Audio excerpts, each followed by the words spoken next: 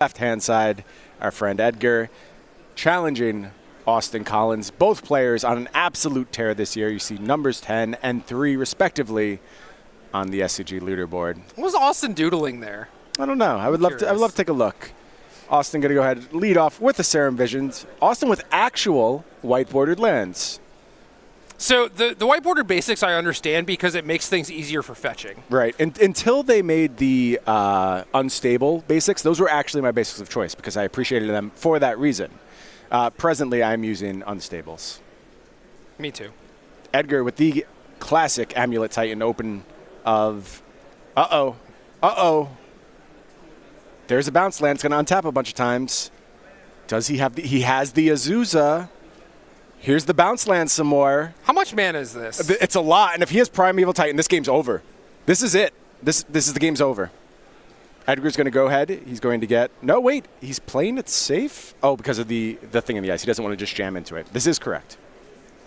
The game is still over, though, right? It's essentially over. He's going to get second Primeval Titan.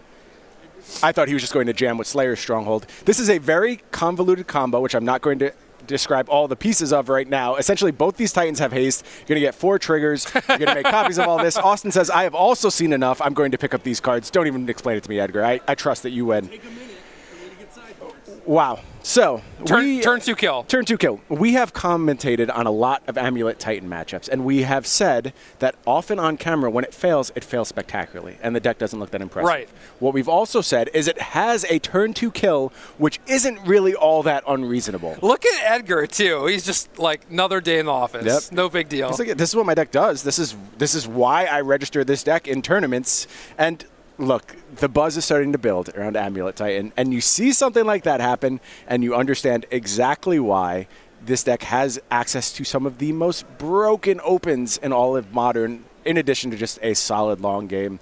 Austin's like, I'll play a cantrip, I'll play my 2-mana threat. Edgar's like, that's cute, you're dead. Yeah. Thanks for playing. Yeah, people were complaining about is it Phoenix and with the consistency that it attacks for like 9 on turn 3 or whatever, right? Mm-hmm. And no, how much was it? I think that does 36. Yeah? Is the output on that. 32. 32. Okay. 32, yeah. Yep, 2 activations of the Slayer Stronghold and 2 activations of Sunhome. 1 Sunhome? I think you can do it twice with 4 triggers and double Amulet. You get Vesiva, Gemstone Mine, the... Oh, yeah, because it's 2 Titans. Right. Right, okay. Yeah, and you just spread it across. Yeah, that's sick. Okay. Yep. So that was 32 damage, and 4 of it was soaked up by that thing in the ice. So I guess technically 28 damage only on turn 2. Yeah, not bad. You can definitely go bigger than that. Like, you can do more damage output. It's just ridiculous when this deck breaks, how hard it breaks. And it's funny, too, because you end that turn with, like, all the resources in the world at the same time. Even if your opponent has fog or whatever, you know? Well, we are finally ready to go ahead and take a look at our sideboards here. We'll start with Edgar's deck. Over on the left, you see 3 Path to Exiles, trimming that number a little bit. Previously, I'd played 4. 2 Negates, 2 Engineered Explosive, 1 Tireless Tracker, 1 Reclamation Sage, 1 Ramonap Excavator, 1 Pact of Negation, 1 Hornet Queen, 1 Ghost Quarter, that's now in the sideboard, 1 Chameleon Colossus, and 1 Celestial Purge, maybe filling in for one of those Path to Exiles this week. Yeah, and I think that is more of a concession to Arclight Phoenix, where it both Exiles Phoenix is good against the Golgari decks, but also tags Pyromancer Ascension. Right, and can clean up any weirdos that might come in and out of the sideboard as well. All of them are red, so if you have to play a long game, that's going to be valuable to have access to. I should note that if you followed us here on the SCG Tour, you know these Amulet Titan players change their deck on a week-to-week basis. This week is no different. Main deck copies of Hivemind this week for the Amulet Titan deck. 2 copies there. So that is a big shift, and it's one that changes a lot of matchups very dramatically. So if you're wondering where the spice is, it's in the main deck, and it's in the form of 2 copies of Hivemind.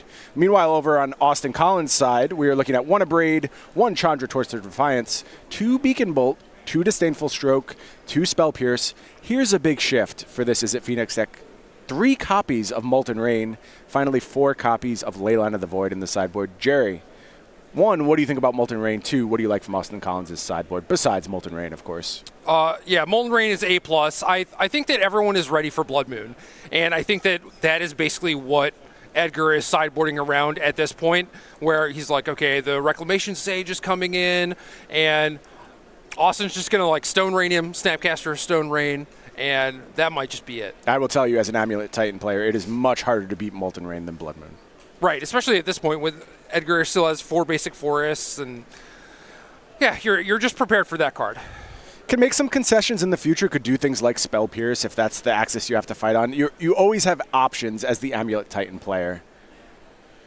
Edgar going to go ahead and lead on Gemstone Mine. Ancient Stirring's going to take a look at the top 5 cards of the deck, choose the best one.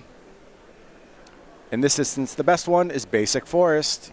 And you see him picking that over one of the bounce lands. Right, So Fearing Blood Moon. already scared. And that just goes to show the changes that Izzet Phoenix players can make on a week-to-week basis. Something like the shift from Blood Moon to Molten Rain as your mana hate of choice seems small, but it has big ripples throughout a lot of matchups. Right, and Edgar's even like a little bit more prepared with the Celestial Purge too. Right, very true. Austin doing some cantrippy stuff, as Izzet Phoenix is wont to do. Takes the turn back. Does have a 2-mana threat in the form of Thing in the Ice. Edgar's going to take a draw here. This draw notably slower than the first one. Virtually every draw is. Right. Yeah, I don't think Austin has to fear the turn 2 kill a second time. Ask Edgar about percentages of the turn 2 kill. Put it somewhere in the range of 10%, which is still incredibly, incredibly high. Yeah, you need a very specific set of cards, but there are a lot of redundant pieces in the deck. Yes. So, things like Ancient Stirrings can potentially sub in for another Amulet or a Bounce Land, whatever piece you happen to be missing. Summoner's Pact can either be Azusa or Primeval Titan. Right. And then you have people like Canister playing things like Serum Visions that can also help set it up. Yeah, Canister taking the deck in an interesting direction, trying to add some more consistency, some more combo potential, really, to the builds. Edgar not on board yet. When we talked on the podcast, though, he was interested in the idea. Conceded that it merited exploration for sure. One of the great things about the Amulet Cabal as a whole is the fact that they're always willing to innovate and try Correct. new things. There are no sacred cows.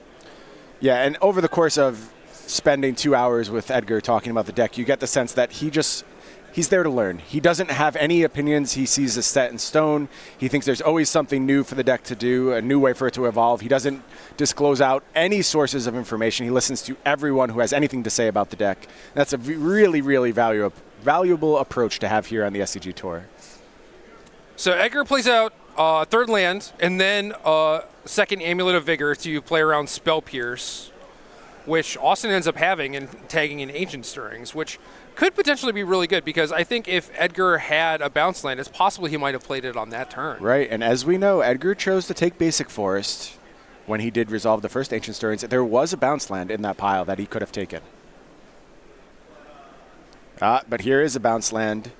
That's going to go ahead, generate a bunch of mana. 4 mana floating. 6 mana spent. Here's Primeval Titan. I think 2 Lightning Bolts in hand for Austin. And a Disdainful Stroke. That's the key piece. Going to go ahead and snap that Primeval Titan off the stack. No searches for Edgar. Key answer to have in that moment. Still a super scary spot, and Austin has even had 2 of the ways to actually interact. Yeah? Because the 2 amulets with the bounce land in Edgar's hand means he's just going to have 7 mana basically on any given turn. Any turn he wants it. And the 2 amulets on the battlefield means that any Titan is apt to be lethal. If Austin taps low from those 2 bolts, the game could just be over for him.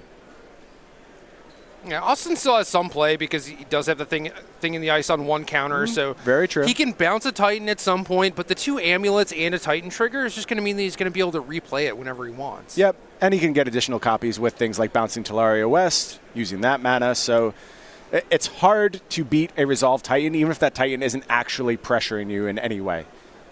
even immediate answers don't bail you out of the problems that it presents. Here you see Thing in the Ice, but Edgar with an answer at the ready in the form of Path to Exile. And that's going to slow down Austin's clock pretty dramatically. Austin going to be able to go find a basic. Edgar just has it all. Looks good on his side right now. It's whether or not he can actually find a follow-up threat. Yep, one threat, and this game closes out very quickly. We know he has Bounce Land in hand, 2 other cards. It's a Hive Mind as one of the cards. So if he finds just Pact, he might just win on the spot as well. Potentially. It's kind of weird, though, because Austin can pay for Pact and Negation. Well, you can pay for Pact and Negation. With Manamorphose, you can also pay for Summoner's Pact. Good point. Very good point. But if you Hive Mind and cast Summoner's Pact, then your opponent's mana's tied up, and then that likely means that you have Primeval Titan on the next turn. So that also means they have to kind of be slow rolling their Manamorphose as well, which is not something that often happens, quite frankly. I agree.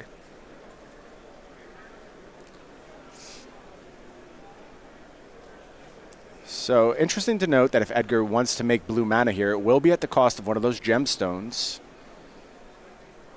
Both sitting on 1 counter presently.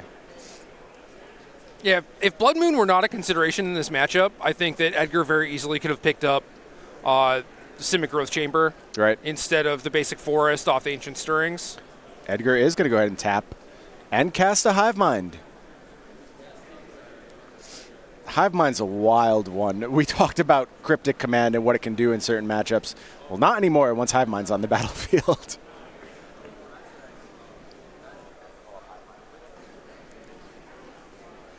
Austin with a hand. Looks like he's a little Phoenix flooded right now and has to fear death at literally any moment. Edgar has it from so many different directions. Right, and Austin can't even really chain cantrips because of the Hive Mind. Right. I mean, he can. It's just going to end not a good idea. Poorly, yeah. Not a good idea. There you see Hive Mind. Whenever a player casts an instant or sorcery spell, each other player copies that spell. Each of those players may choose new targets for his or her copy. Obviously, any cantrip, Edgar will also get a copy of it. Works both ways. Oh, we see some more mana. Did Edgar find a Titan here? It's 4 mana floating presently. It's just Azusa. Just Azusa. It's going to go ahead and enter the battlefield. Follow-up of Talaria West. That's going to untap a bunch of times. Bunch of blue floating. That's going to enable a Bounce Land, which will return Talaria West to hand. That could become a Pact, if Edgar so chooses. Do we have a Storm counter for white mana? We do. Love it. There is the Transmuted Talaria West. I have a feeling that's going to go ahead and get a Summoner's Pact. Edgar's going to cast it. That's going to put a copy into play on Austin's side, and that is going to do it. I mean, also likely would have had lethal with just with the Titan. Primeval Titan. Edgar had it all. He had it both ways. A dominant performance from Amulet Titan here. I feel like that's kind of what we've been waiting to see on camera all this time. Time after time, we see Amulet players just not find that last piece, and when the deck fails, it does so spectacularly. It sits there and does nothing. Right. There you saw 2 instances of exactly what Amulet Titan is capable of. And we also saw Austin basically doing what his deck is supposed to do, and the last few rounds have just been Izzet Phoenix dominating. Like, you get to see that happen. And in that game, I mean, Austin had a pretty good setup, and it still was not even close to even, like, dealing Edgar damage, basically. Austin had the Disdainful Stroke for the Primeval Titan. He got the Spell Pierce, the setup card. Had Spell Pierce, basically had it all, and still wasn't able to convert. Pretty impressive stuff from the Amulet side. And if you want to see even more impressive matches throughout the weekend, of course, you can only see them right here on Twitch, where you're presently watching with the assistance of our friends at Cardboard Live. We tell you about our Twitch subscriptions. Take a look at those. Of course, they allow you to go ahead and pick the the quarterfinal matchups once we get to our top 8. Huge benefit there. There's also all kinds of emotes. Jerry, what's your favorite emote? I don't know. Come on. I couldn't have given you a softer ball. Is it supposed to be the game one? Yes, it's supposed to be the game one. Fine. Of course it is. Spam that in the chat right now for me one time. Hit that game emote. One of the huge benefits of being a Twitch subscriber. Y'all don't have to do that. Don't listen to Brian. No, you have to do it. I will end this broadcast unless I see that. Live your lives. Do whatever you want. for only $4.99 a month, or maybe those Amazon Prime Twitch subscriptions you have lying around, you can go ahead and support the best home for live Magic here on the internet, the SCG Tour. Head over to twitch.tv/SCG Tour. I'm assuming you're presently there if you're hearing the sound of my voice. I mean, you guess you could be watching this in the future on YouTube, right? And you're saying, well, how can I see this live next time? There you go, twitch.tv/SCG Tour. Game changer. Why don't we take a little break? We're going to have some time shifted Magic. Obviously, that was a fast, and dominant match on the Amulet Titan side. Good stuff. Yeah, I was very happy to see Edgar play, of course, perfectly, as we expect from him, but set up his deck very well with the Hive Mind ready to go in that instance. Although, again, Primeval Titan probably would have gotten the job done, too. Yes. Okay. Well, you can only play so many Titans, though. That's true. After a while, you're looking for different win conditions. We're going to take a quick 3-minute break. We're going to set up that time-shifted match, and we'll be back. Don't go anywhere.